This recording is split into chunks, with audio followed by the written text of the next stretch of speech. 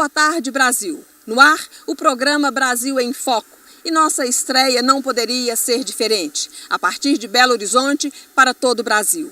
E tudo começou assim. Planejada para ser a capital mineira, a história de Belo Horizonte tem início na época das grandes transformações, a abolição da escravatura e a proclamação da República.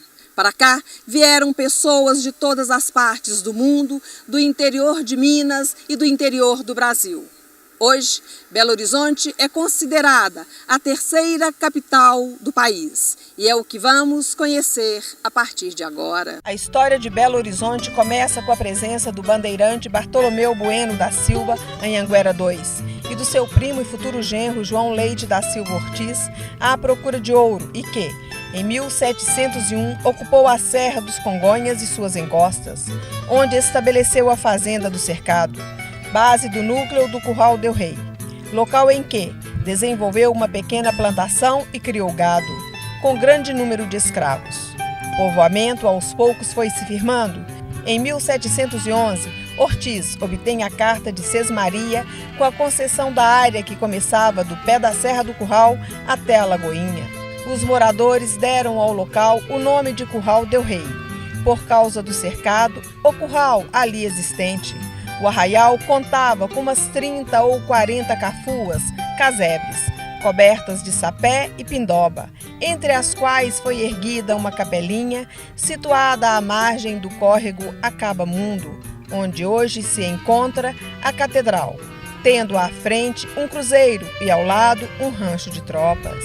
Em 1750, por ordem da coroa, foi criado o distrito de Nossa Senhora da Boa Viagem do Curral, então sede da freguesia do mesmo nome, instituída de fato em 1718, em torno da capela ali construída.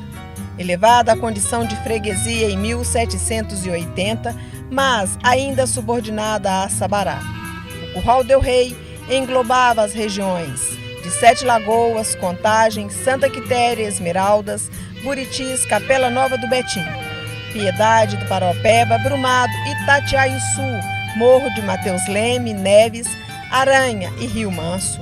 No centro do arraial, os devotos ergueram a matriz dedicada a Nossa Senhora da Boa Viagem.